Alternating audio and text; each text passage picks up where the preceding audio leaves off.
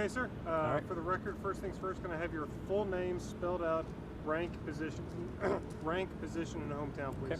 Okay. Major Gary Pickens from Fort Polk, Louisiana. First name is Gary, G-A-R-Y.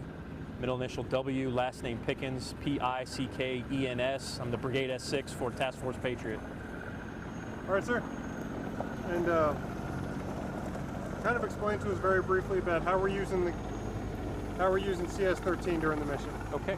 So Capability Set 13 is a suite of systems of hardware, software that we're using to enable our advising operations and security operations throughout the AO. Gives us a digital reach.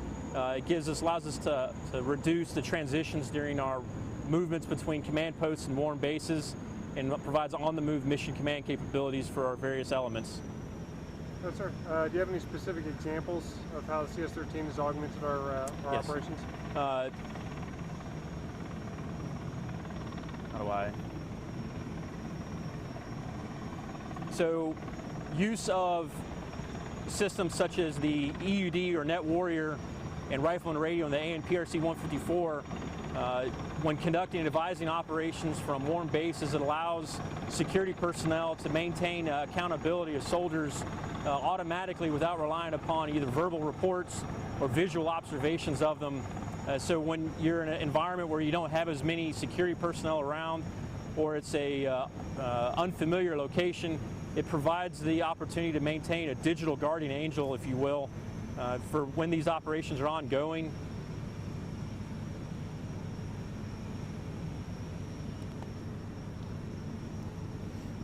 All right, sir, and what do you see as the value of these capabilities specific to retrograde and our advise and assist missions? So for conducting retrograde, this allows us to maintain a very robust communications plan all the way from the first start of collapse of infrastructure all the way to the point where that base is just a patch of dirt in the ground. There's no differences when operating these systems, specifically the mounted platforms, between capabilities that we have inside our command posts and capabilities that we have when operating in austere environments. Still can meet the same communications plan.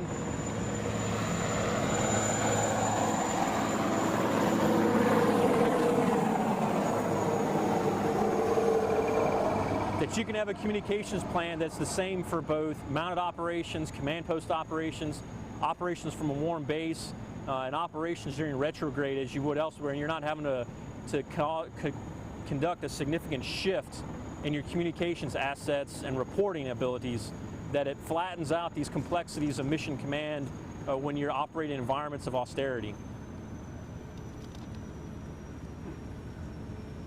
And the advise and assist? Oh, check. So advising and assist, so when conducting warm basing or expeditionary advising, the potential exists for a lot of friction to develop as commanders and key staff operate away from fixed infrastructure in their command posts. And so with the assets, the reach, the capabilities of CS-13, actually on advising locations, the commanders and key staff can stay connected into the overall scheme of operations more so than what would previously be held. Rather than being reliant upon a push-to-talk radio system or very limited, simple text messaging back and forth over other systems, now that learning curve and that transitional gap is not as severe as it was before, that when commanders, key staff are out on a 7 to 10 day expeditionary advising patrol, that upon return back to the base and the fixed infrastructure there, that they're not having a lag of 7 to 10 days worth of staff work, and as much as we don't like to see it, but emails, that gap has been reduced significantly, and commanders are able to stay on top of what's going on inside their AOs and feed reports both horizontally and vertically within the chain of command, within the organization much more effectively than previously. All right. And how does CS-13 compare with the communication systems we've used on previous deployments, or what does it enable us to do that we couldn't before? So the biggest increase is at the lower level, specifically at the company echelon, and as well as within the mounted and dismounted mission command environments. So within the command post, there's no significant changes from an operator or from an operational perspective. Within the mounted environments where we see the majority of gain, it's specifically transplanting those capabilities within the command post to a mounted environment. So as the commander displaces from his command post and moves into his vehicle, that there's not that information void that he'll move into when they rely upon only push to talk or limited text capabilities.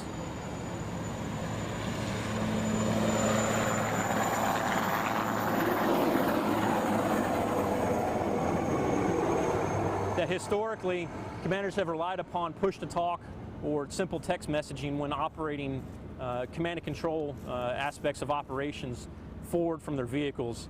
Under CS-13, that's no longer the case, is that they have access to the full suite of mission command systems and applications they would inside their command post. Likewise, at the dismounted element, within that environment, the abilities for commanders, leaders, and key personnel within organizations to maintain accountability of soldiers to rapidly disseminate information internal to that organization increases much more significantly and exponentially with CS-13 systems, because you have an increased number of access points and touch points within the network, and then the interfaces within those networks is a lot more intuitive to soldiers. So rather than just being a traditional push-to-talk radio, it's graphically, visually represented within the Net Warrior and the EUD system. It's at a much higher density within an organization. Traditionally in the past, only key leaders at the platoon level, company level would have radio systems. Now just about every soldier within this formation has this access, so you can disseminate information much more effectively and efficiently than what you could previously. All right, sir, and the last thing I'm going to ask is, with our time with CS-13, what are some of the lessons learned? What are some of the things you'd like to pass on maybe to future brigades? And what possible augmentations would you like to see to CS-13? What changes or So for lessons learned, one of the biggest things is this is not a standalone piece of communications capability. Is that there's a lot of associated, this touches all aspects of a brigade. There's weapon systems that come with this, there's vehicle systems, there's maintenance. So this is not an approach from the S6 alone. This has to be an entire brigade effort. It's a significant event within a brigade's life cycle to receive this equipment, to train on it, to field it, to deploy it, and then to operate it. So it's a holistic approach from the brigade to CS-13 or future capability sets. Another key lessons learned is adoption of a crew mindset.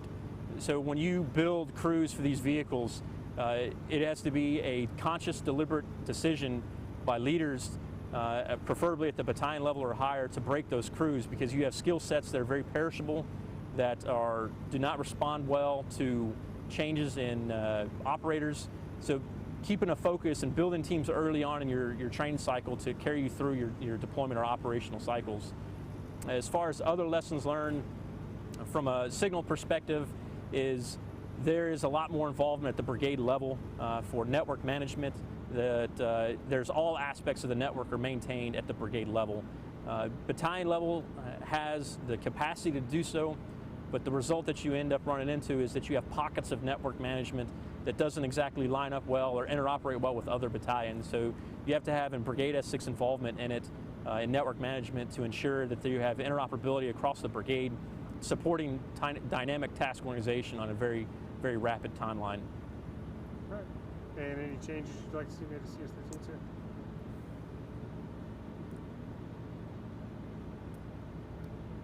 Biggest change I would recommend for the future is to adopt a vehicular platform that is a little bit more conducive to mission command, comparable to a Stryker command variant or to the Black Hawk A2C2S based system.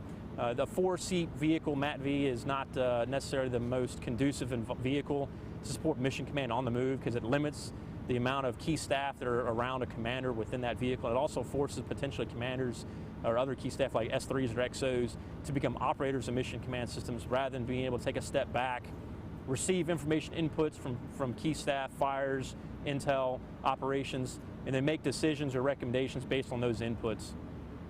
Okay. Is there anything else you'd like to say about the system that I might not have touched on, sir? CS-13, like all systems, it's a new capability, and it just takes a matter of time and repetitions to gain experience with this, confidence with it, and then understanding the parameters with which you have to operate within of CS-13. At the end of the day, it's all just a network. There's a lot more stuff associated with this network. It's pushed down to a lower level, but at the end of the day, it's a network that's governed by a set rules within that.